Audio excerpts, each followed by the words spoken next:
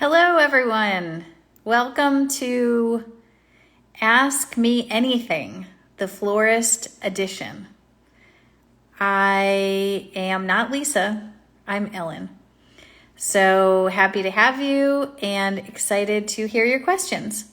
So for those of you who don't know me, my name is Ellen Frost. I am the owner of Local Color Flowers. We are a floral design studio located in Baltimore, Maryland, and we source all of our flowers locally. I am also an instructor with the Gardener's Workshop, which is very fun, very exciting. I offer 2 classes, one which is a long-form class which starts in January called Growing Your Business with Local Flower Sourcing. It's an awesome class that I'm super proud of. And then we just launched a small 2-hour class, on-demand class called Preparing to Sell to Florists, which is also a great class. And I'm so excited that so many people have already taken it and are learning a lot and starting to sell to florists. So I'm excited to be here today. So why don't you, if you want to ask a question, Lisa tells me to add your question down where the little question mark bubble is instead of in the comments. You can definitely chat in the comments, but if you add your questions into where the little question mark bubble is, that will make it easy for me to answer your questions. So bring it on. Put your questions in there. I'm open to any questions you want. I'll tell you if I can't answer them. All right, first question. If I am still small, are florists okay with small weekly orders? I do think I can be consistent. It just wouldn't be truckloads. Great question. Yes, sure. As long as you find the right florist for your offerings. So maybe you want to target a smaller florist or a florist that is doing smaller weddings or smaller amount of retail.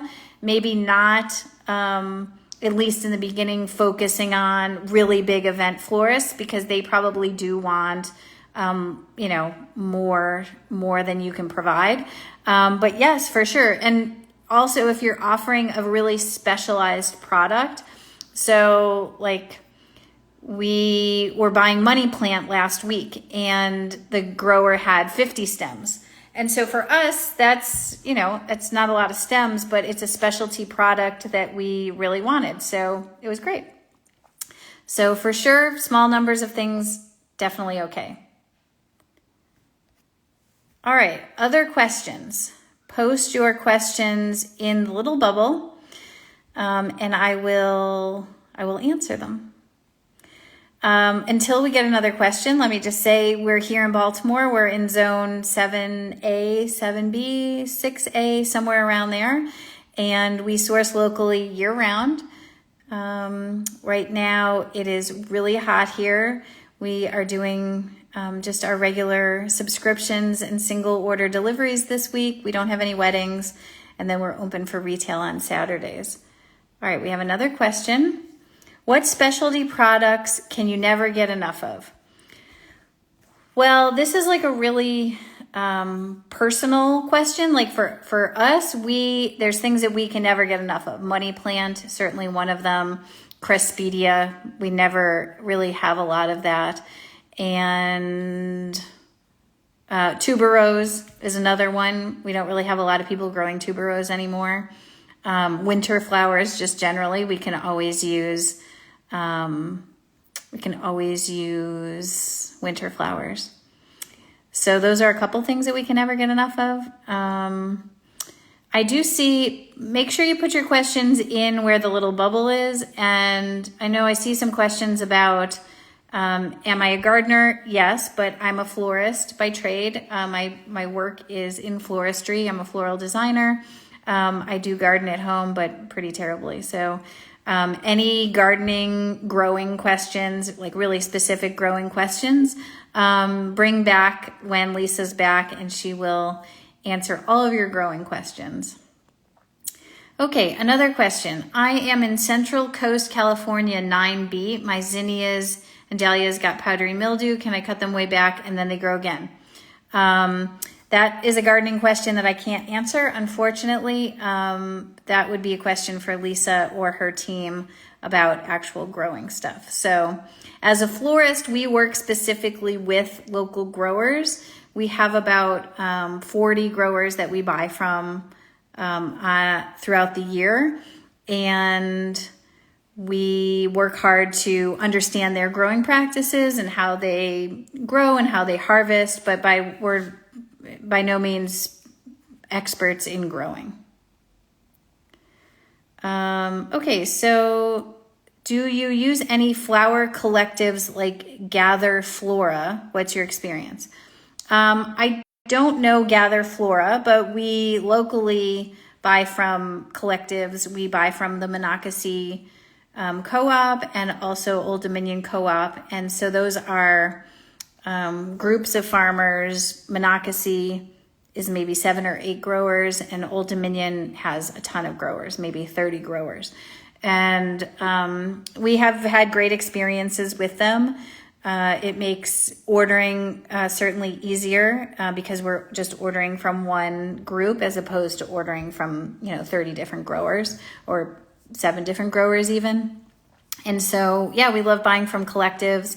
If you're interested, I know that through Gardener's Workshop, Amelia from Rooted offers a Collectives 101 class, and it's a great class, so definitely check that out. Okay, let's see. Can you suggest the best book or course for flower farmers to learn basic floral design? That's a great question. Some books that I love for design, if you look at Ariella Cesar, she has a couple design books that are really focused on using local product. So I think those are really great. And then also Florets, any of Florets' 3 books on design, I think are really good. Those are a couple that I really like. Okay, let's see. How important is organic flower farming practices for your clientele? That's a great question. Unfortunately, it is not a driving factor with our clients. So our clients do care about buying local, and they like when we offer organic product. But nobody is asking for certified organic, for sure. We just have not really had any interest in or demand for certified organic. As our own business, we do try to buy from people that are growing with organic practices, and we do present that to our customers, and they do like it. But that is not a driving factor. We haven't seen that as a driving factor. Unlike in food, where organic food is, there is demand for that for sure. We just have not seen much demand for certified organic. What are the most usable colors that florists want? This really depends on the florist and the type of work they do. And so I mentioned at the beginning that we offer a class called Preparing to Sell to Florists. It's offered through the Gardener's Workshop. It's just a 2-hour, $50 class.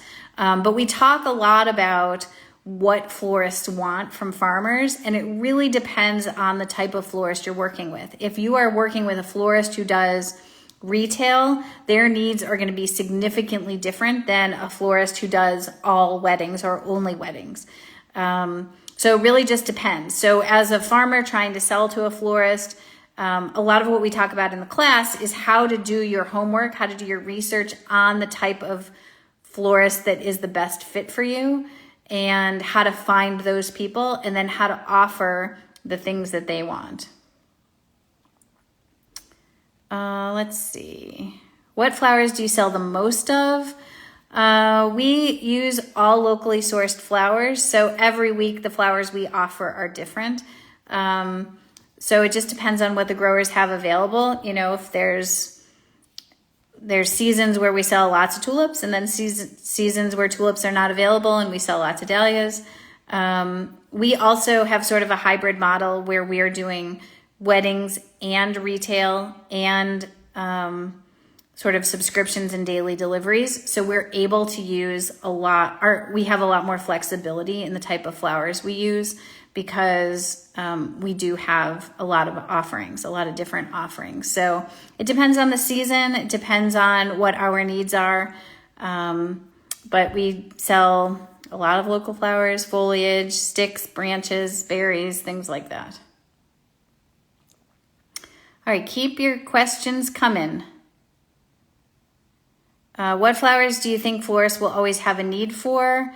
Again, this totally depends on the florist. If the florist is doing wire service orders, they are going to have a very specific requirement. If they're doing funerals, they're going to have a specific requirement, very different than somebody who's doing weddings. So it really just depends on the type of florist that you are trying to work with. Okay, let's see.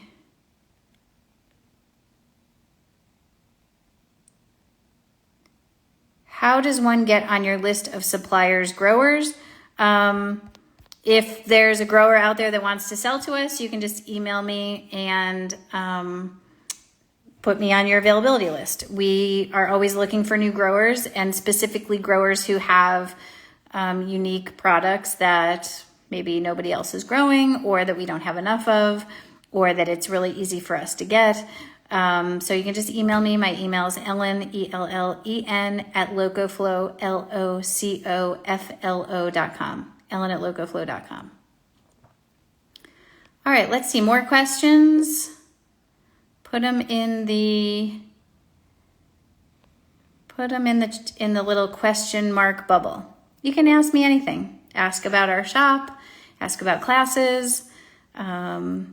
We are sort of on a break from weddings right now, so we are gearing up for a fall wedding season. Fall is probably our biggest wedding season, spring and fall, but fall is very busy. So we're sort of preparing and gearing up for fall season. Our frost date is like mid-October, so we are buying from farmers who do field stuff until then, and then we sort of make a switch to buying from people who have hoop houses or eventually heated greenhouses. So yeah, we're just getting ready for fall. It's always a fun, busy time of year at the shop, which we love. Somebody asked in the chat, and please do put your questions in the question mark bubble so I see them.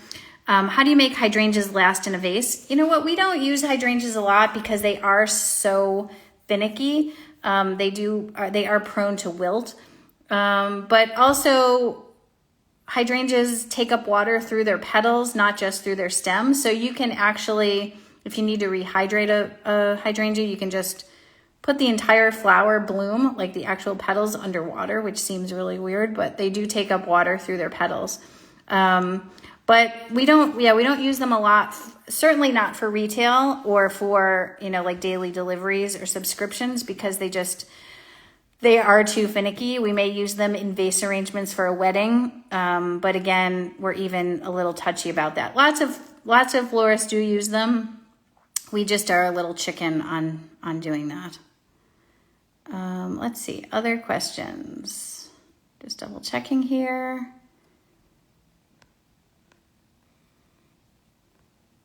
Any more questions? Can I please post a link for online classes? Yes, when we're done, I will post a link in the comments. And you can also go to the Gardener's Workshop website and go to classes, and those are listed there. Thank you for being interested. Yes, somebody said that the Flower Podcast has a YouTube video using alum. You can definitely use alum. Again, we just don't use them very much. Okay, we have some more questions. Let's see.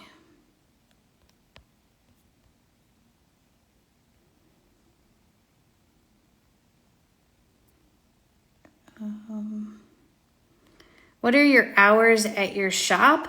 So for retail, like for walk-in business, we are only open to the public on Saturdays, 8 to noon. And that seems weird, I know, because what kind of shop is only open 4 hours? In the spring and the fall, we also add a Wednesday night from 3 to 7. So that gives us a total of 7 hours of retail. Otherwise, we are doing other things. You can order for delivery. We do weddings and events. We're doing classes. We're doing other stuff during the week. So our retail hours are really only Saturday, 8 to noon. And then in the fall and the spring, Wednesdays from 3 to 7. And that works for us. It's Saturdays, there's a farmer's market near our shop. So we sort of glob on to people walking by going to the farmer's market. And Wednesdays is just an opportunity for people midweek to get flowers. So, yeah. Somebody said, how do you keep your flowers fresh? Our flowers come in from the farmers just in buckets of water. The farmers have conditioned those before they bring them to us. So they've been harvested.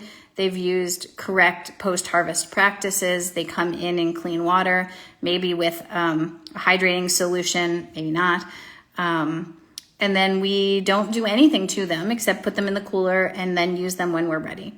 And so we do instruct our people, our recipients, people who get our flowers, how to keep their flowers fresh, changing the water, trimming the stems, things like that. But we don't really, it's different because we're buying local. There's not conditioning like there would be if you were buying from a wholesaler and the flowers are coming in dry and they need to be conditioned. These flowers are harvested, put in water, brought to us pretty quickly, usually same day or the next day. So we don't really have to do much conditioning. Let's see. What are your thoughts on thornless blackberry canes for foliage? Yeah, we like them a lot. They're great. The only thing I'd say is that they seem like they should be more flexible and they're pretty straight. So there is not a lot of, like when you think of blackberry canes, that makes me think of a more viney thing, but they're really a little straighter and a little less flexible than I always think they are going to be. But we do use them a lot. We use them in installations and a lot in vase arrangements. And yeah, they're great. Somebody asked, what color combinations are we seeing trending right now? You know what? There's a lot of like sunset color palettes, sort of rusty yellow, sort of rusty pink, rusty orange, sort of those muted tones. We're seeing a lot of that. And then when we get into fall, people still love, burgundies, reds, dark purples, oranges. People are still going with like fall colors for the fall. But yeah, definitely we're seeing a lot of interest in sort of sunsetty colors. How do I get celosia to get tall for cutting? I don't know. That's a grower question. Lisa will be able to answer. She will be able to tell you that. Let's see. Other questions? Oh, great question. How stripped down do you prefer your stems upon delivery from the farm? This is a good question because I feel like we have our own way of how we like things and other florists might like it a different way. For instance, when we get flowers, we usually think that they're going to be cleaned, most of the stem with maybe a couple leaves at the top. So that would be like sunflowers. Like most of the leaves are stripped, but maybe there's 1 or 2 leaves at the top. Same for snapdragons or mostly anything. Most of the stem is clean with a couple leaves at the top. But I know that our farmers have florists who really like things not cleaned as much because they actually like how they look and might want to use them with more foliage on. You might ask your florist how they like it. We have farmers that send flowers basically uncleaned. That is not the norm, and for us, not the way we prefer things. And the only reason we sort of go with it is because the price is a lot cheaper. But mostly I'd say, yes, you want to clean it mostly, but ask the florist and you can go to a wholesaler. If you have a wholesale account, you can see how the wholesaler has them cleaned and then, think that that's probably how the florists expect it. if that makes sense. Okay, other questions? Hi, everyone. Thanks for joining. Excited to have you all here. If you can put your questions in where the little question mark bubble is. Just double checking to see if I missed any.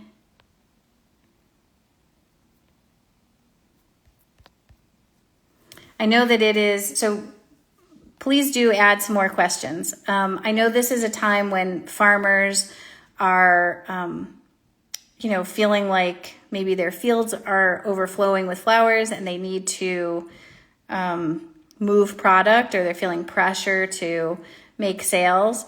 And, florists are a great way to do that. I always say, and a lot of what we talk about in the Preparing to Sell to Florist class is doing your homework. So I don't recommend like cold calling a florist. It can work, but I would say it's not the best way to do it. Doing your research and figuring out what florist is the best fit for you, I think is always a good option. Okay, let's see. We've got a couple more questions. What are 3 pet peeves you consistently have regarding flower growers? It's okay, we can take it. This is a great question. Of course, we have pet peeves, and the growers probably have pet peeves with us too. So let's see, pet peeves. Not being on time for a delivery. So we are not a shop that's open 9 to 5 where there's staff in the shop all the time. We have a limited amount of time in the shop, and we specifically hire and pay people to be in the shop when a grower is coming. So if a grower says, I'm going to be there at 10 and they come at 2, that means that we have waited around for that grower, or we have abandoned and there's no way for us to get the flowers. So mostly what we do with our growers is try to have a window, like a 30-minute window. So like between 9 and 9:30, or between 3 and 3:30. So that gives them a little bit of flexibility in case they're doing other deliveries or they're stuck in traffic.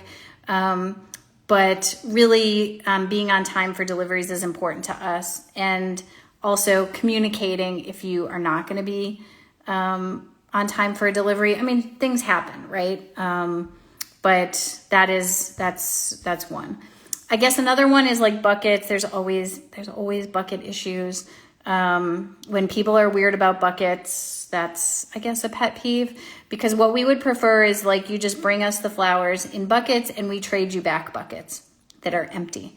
No moving things around, no telling me that you love this bucket more than anything and you have to have that specific bucket back. Because it's just a bucket. I know they cost money. I know people love their buckets, but making it as easy for a florist to buy from you is the best thing. Other pet peeves, I don't know. Those are the 2 I can think of. Let's see. We have some other questions. Zinnias for florist on the single layer type. Do you need to make sure they are flat on the inside? I'm not exactly sure about that question. We don't buy a ton of zinnias because we've had like lots of bad experience with Zinnia meltdown, broken heads.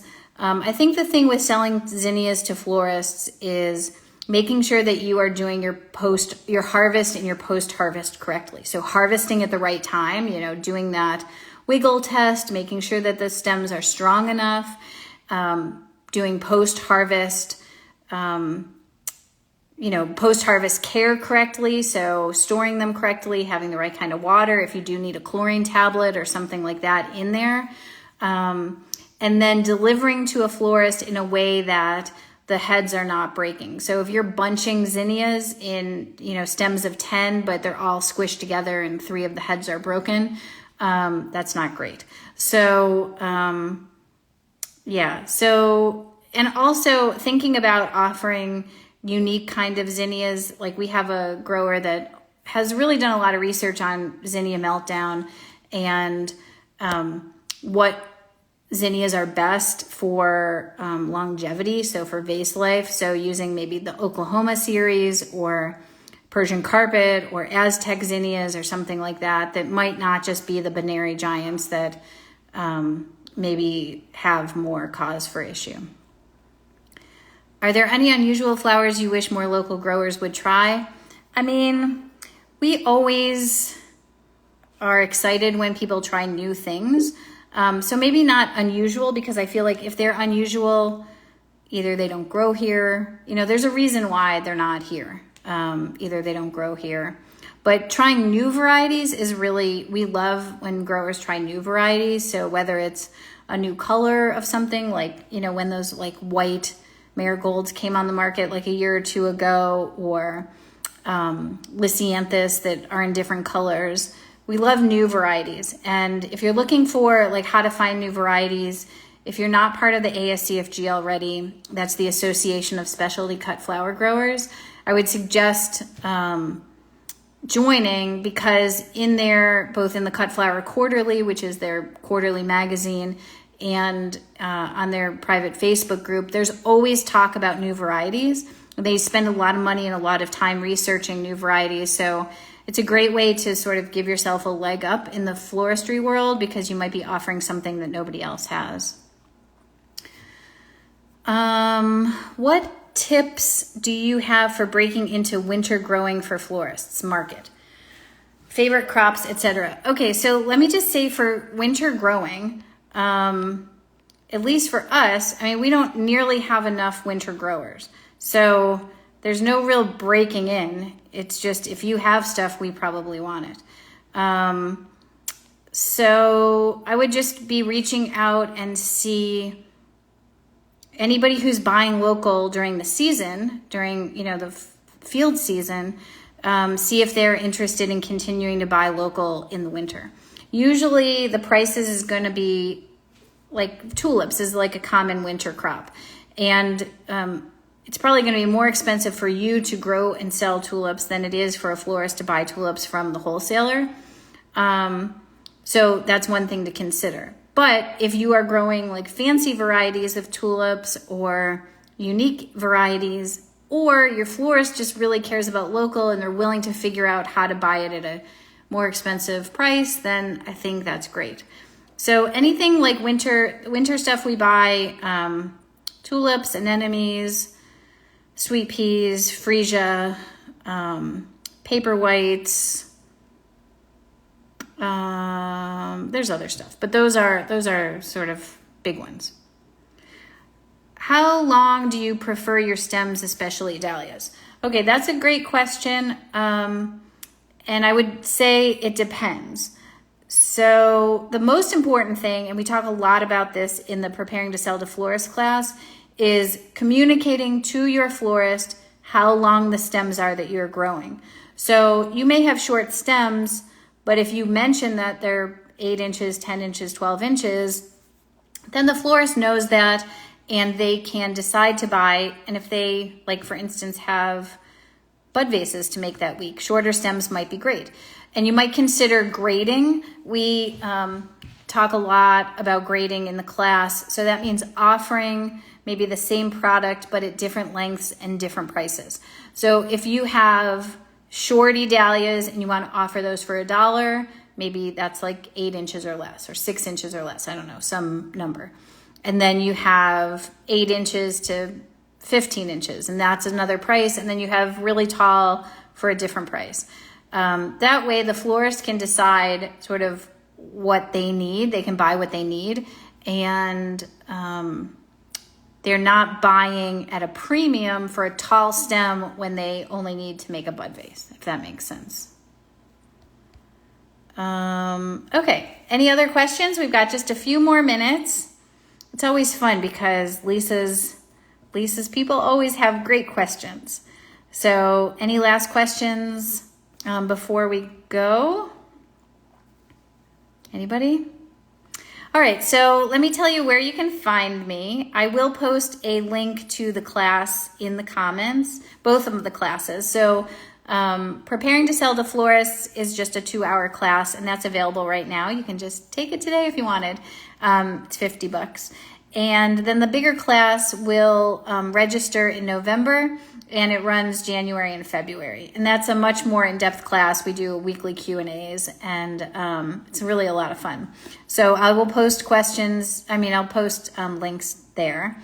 And then if you want to follow along with what we're doing, you can check us out on Instagram at Local Color Flowers. We do post every day and hopefully share information that's good for farmers and florists and just flower enthusiasts. And you can check out our website at locoflo.com, LOCOFLO.com. All right, so I hope everybody stays cool. It is like ridiculously hot here again today, and I hope you're gearing up for the fall, and hope maybe Lisa will invite me back to answer questions again. So everybody have a great day, and we'll see you soon.